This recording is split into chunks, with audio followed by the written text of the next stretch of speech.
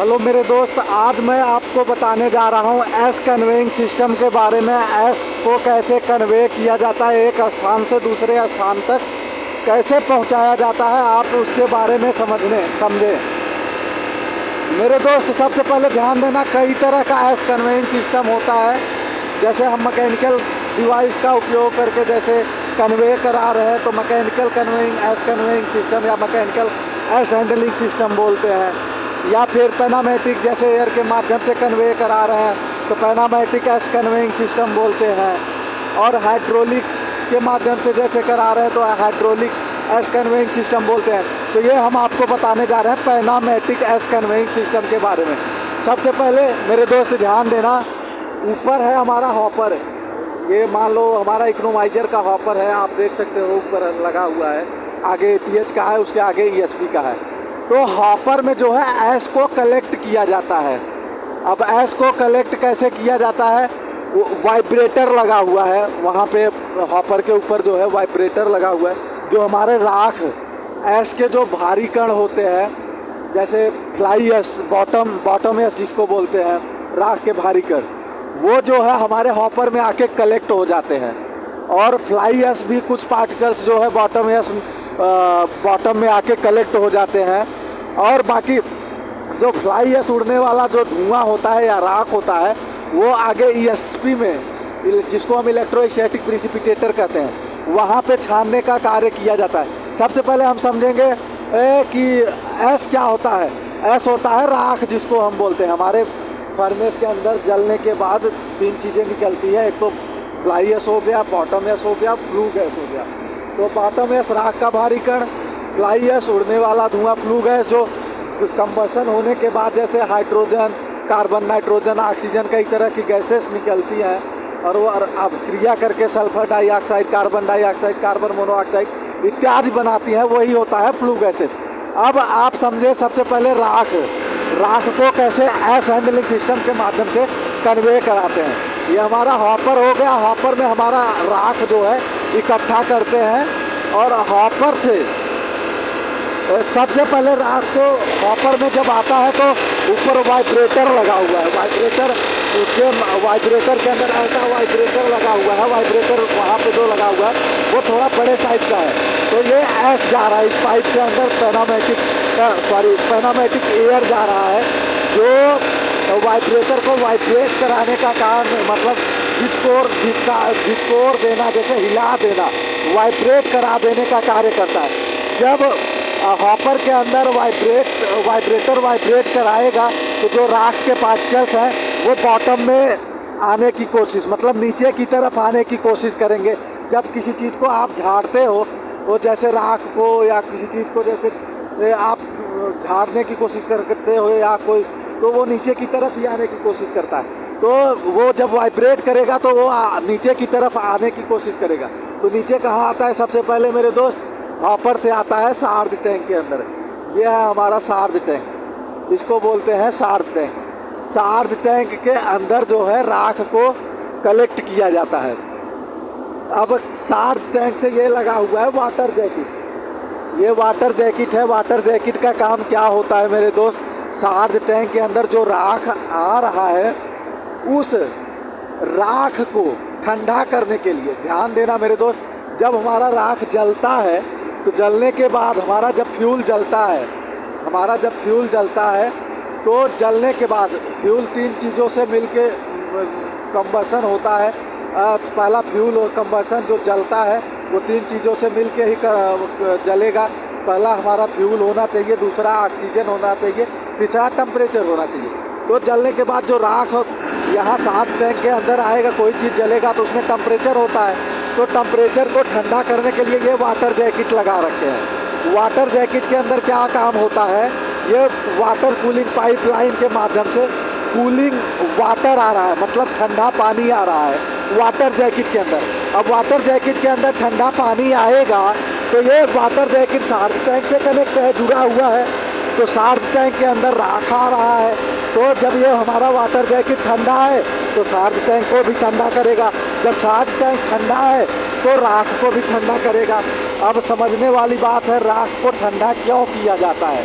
मेरे दोस्त राख को इसलिए ठंडा किया जाता है, नीचे जैसे डोम सील लगा हुआ है रबर का है, वो ज़्यादा हीट ऑब्जॉर्व किया तो उसमें जैसे फटने का या अन्य कोई कई चीज़ें हो सकती है, उस वाल लीकेज हो सकता है, हमारा डोम सील जो है लीकेज हो सकता है और अन्य कई समस्याएं हो सकती है। तो इस करके ऐश को जो है ठंडा किया जाता है वो वाटर जैकेट के माध्यम से। और ये वाटर कूलिंग का जो है इनलेट लाइन है, यहाँ से वाटर इन कराया जा रहा है और टॉप से जो है वाटर को आउट कराया जा रहा है। और ये दो पाइप लाइनें हैं वाटर कूलिंग के, एक इनलेट पाइप लाइन है, एक आउटलेट पाइप लाइन है। मेरे दोस्त देख सकते हैं ये इनलेट पाइप लाइन है, ये आउटलेट पाइप लाइन है। उसके बाद मेरे दोस्त आपको बताना चाहूँगा ये है नाइफ वाल या इसको बोलते हैं गेट वाल। अब नाइफ वाल का काम क्या है मेरे दोस्त आप समझ सकते हैं। नीचे मान लो हमें नाइफ वाल के नीचे हमारा एक्सपेंशन बिलो है, डोम सील है, डोम वाल है, अन्य कई चीज़ें हैं। तो अंदर के कोई पार्टिकल्स जैसे डोम वाल या डोम सील कट गया, डोम सील मान लो कट गया तो उसको चेंज करना है। तो ये अगर राख सीधा डायरेक्ट नीचे आता रहेगा तो हम कैसे चेंज करेंगे डोम सील को? राख के पार्टिकल्स हमारे ऊपर भी गिर सकते हैं। तो उस कंडीशन में ये गेट वाल का क्या काम होता है, इसको हम बंद कर देते हैं और जब ज़रूरत पड़ता है इस नाइफ वाल को ओपन कर लेते हैं। तो मेन काम ये होता है गेट नाइफ वाल का कि राख को नीचे भेजना है तो हम नाइफ वाल को खोल देंगे, राख को अगर नीचे नहीं भेजना है तो हम इस गेट वाल को बंद कर देते हैं। तो ये जो है शार्क टैंक के नीचे जो है वाटर जैकेट के नीचे नाइफ वाल लगा हुआ है। उसके बाद मेरे दोस्त आप देखेंगे ये है एक्सपेंशन बिलो। अब समझने वाली बात ये है एक्सपेंशन बिलो का काम क्या है। ये डायरेक्ट इसको यहाँ क्यों नहीं जोड़ दिए गेट वाल के पास मेरे दोस्त, इसलिए नहीं जोड़े। एक्सपेंशन बिलो का काम होता है ये सस्पेंशन हो जाता है, मतलब इसको जैसे हम दबाएंगे पुश करेंगे तो ये घट बढ़ सकता है। तो मेन काम ये होता है जैसे हमें रिपेयर का काम करना है तो हम इसको जैसे इसको पूरा इसको न लगा के हम एक्सपेंशन बिलो को न लगा के इसको डायरेक्ट अटैच कर दें तो हमें खोलना बंद करना बड़ा औखा हो जाएगा और बड़ा मुश्किल हो जाएगा, हम रिपेयर का काम नहीं कर सकते। तो मेन एक्सपेंशन का बिलो का काम होता है जब हम रिपेयर का काम करने लगते हैं या करना होता है तो इसको दबा के हम बाहर निकाल लेते हैं और कोई भी समस्या है उसको हम ठीक कर देते हैं। ये जो है मेरे दोस्त कम ज़्यादा भी हो सकता है, घट बढ़ सकता है दबाने पर। उसके बाद मेरे दोस्त नीचे है यहाँ पे लगा हुआ है मेरे दोस्त डोम सील। डोम सील का काम होता है मेरे दोस्त, डोम सील प्रेशर आता है, एयर का जो है प्रेशर डोम सील प्रेशर आता है। ये एयर की पाइपलाइन है उसके माध्यम से सील को फुलाने, डोम सील को फुलाने का काम करता है। अब डोम सील को क्यों फुलाते हैं, रबड़ का डोम सील होता है उसको इसलिए फुलाते हैं, उसके बीच में डोम वाल होता है। डोम वाल एक उल्टा कढ़ाई की तरह होता है। डोम वाल क्या काम करता है, जब डोम वाल पूरी तरह से बंद हो जाएगा तो उसको चारों तरफ से हमारा एयर प्रॉपर तरीके से ऐस जो हमारा राख आ रहा है उसे कन्वे कर सके, एयर ऊपर ना जाए और ना तो ऊपर का एयर नीचे आए। उसके लिए डोम वाल को पूरी तरह से बंद करने के लिए डोम सील का प्रयोग किया जाता है। मेरे दोस्त डोम वाल को क्यों लगाते हैं, डोम वाल को मेरे दोस्त इसलिए लगाते हैं यदि राख को एक निश्चित कंडीशन होता है कि जैसे 15 सेकेंड 20 सेकेंड तक हम राख को नीचे लेंगे उसके बाद राख को कन्वे कराएंगे। तो जिस कंडीशन में हम राख को नीचे लेना चाहते हैं तो ये डोम वाल हमारा ओपन हो जाता है और जब हम राख को कन्वे कराना चाहते हैं, राख को नीचे नहीं लेना चाहते हैं तो उस कंडीशन में डोम वाल बंद हो जाता है। डोम वाल एक उल्टा कढ़ाई की तरह होता है। मेन काम डोम वाल का यही होता है, ओपन होना क्लोज होना। अब डोम वाल मेरे दोस्त काम कैसे करता है, ध्यान रहे डोम वाल के पास भी ये देखो वाटर की एक पाइप लाइन दिया हुआ है। तो वो काम ऐसे करता है, ये सिलेंडर लगा हुआ है। सिलेंडर जब मेरे दोस्त समझने वाली बात ये है, सिलेंडर जब ओपन होगा तो हमारा डोम वाल क्लोज होगा। सिलेंडर ऐसे ओपन होगा तो जो कढ़ाई है सीधा ऐसे क्लोज कर हो जाएगी, डोम वाल जो है बंद हो जाएगा। और जब हमारा सिलेंडर खुले बंद होगा तो हमारा डोम वाल जो है खुल जाएगा। समझने वाली बात इस चीज़ का ध्यान रखना, हमारा सिलेंडर जब ओपन होता है या उसका स्पिंडल बाहर की तरफ होता है तो डोम वाल बंद हो जाता है और जब सिलेंडर बंद होता है या उसका जो राड है वो अंदर की तरफ जाता है तो ये डोम वाल्व जो है खुल जाता है। तो मेरे दोस्त मेन काम सिलेंडर का होता है कि डोम वाल्व को खोलना और बंद करना, और जिस कंडीशन में डोम वाल्व खुलता बंद होता है उसी समय जो है सील प्रेशर प्रोवाइड करा के जो डोम सील है, जिसको हम डोम सील बोलते हैं, रबड़ का होता है, उसे फुला देते हैं डोम वाल्व के चारों तरफ से, और डोम वाल्व का एयर जो है, जो नीचे एयर आ रहा है और जो ऊपर एयर है वो नीचे ऊपर नहीं होता।